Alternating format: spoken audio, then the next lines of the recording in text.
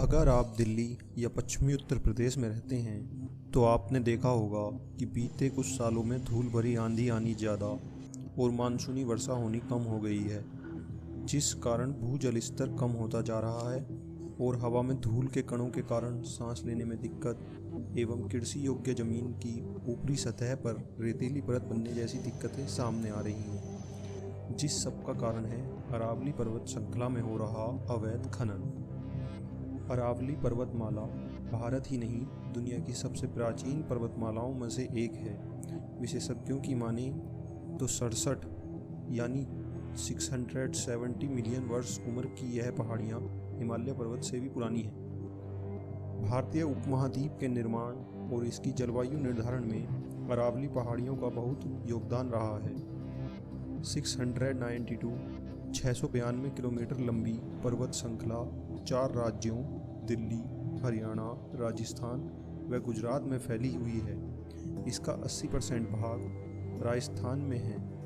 अरावली की पहाड़ियाँ भारत के उत्तर पश्चिम में स्थित होकर समतल क्षेत्र जैसे दिल्ली एनसीआर और उत्तर प्रदेश के लिए एक नेचुरल बैरियर काम करती हैं, जो कि थार के रेगिस्तान को फैलने से रोकती हैं।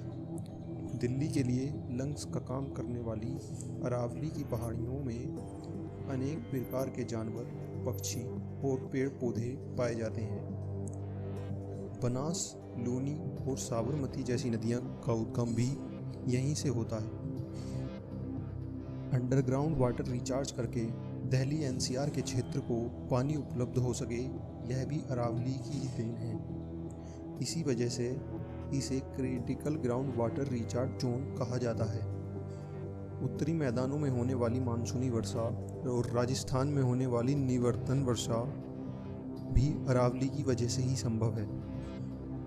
अरावली पर्वत क्षेत्र में बहुत से खनिज जैसे कि copper, lead, zinc, silver, iron, granite, limestone, marble और चूनाई पत्थर अपने कच्चे रूप में पाए जाते हैं और यह खनिज भंडार ही अरावली में होने वाले अवैध खनन का कारण है। अभी तक थार से उठने वाला रेत का तूफान दिल्ली एनसीआर तक नहीं पहुंच पाता था, पर अरावली में होने वाले खनन से अंडरग्राउंड वाटर रिचार्ज होना भी कम हो गया है।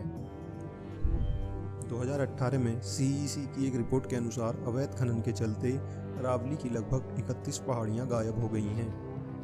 अरावली में खनन 5th सेंचुरी BCE से ही होता आ रहा है, जिसका उदाहरण राजपूत काल में बने शानदार किले हैं, जिनकी निर्माण सामग्री इन्हीं पहाड़ियों से ली गई थी। परंतु इस समय कंस्ट्रक्शन सेक्टर की मांग को पूरा करने के लिए अरावली में होने वाले खनन की वजह से ही हमें सैकड़ों सालों में इतना कुछ देने वाली ये पहाड़ियाँ अब खतरे में हैं।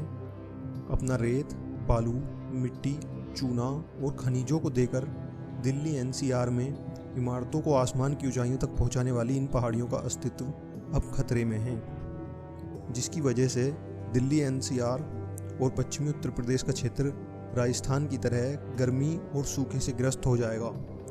महात्मा गांधी जी ने कहा था, the world has enough for everyone's need but not enough for everyone's greed. मतलब संसार के पास हर एक की ज़रूरत के लिए पर्याप्त है, परंतु हर एक के लालच के लिए पर्याप्त नहीं है। बीते कुछ समय में सोशल और एनवायरमेंटल एक्टिविस्ट के विरोध के चलते सरकार ने भी इस ओर ध्यान दिया है और इलीगल माइनिंग पर कार्रवाई कर रोक लगाने का प्रयास किया है।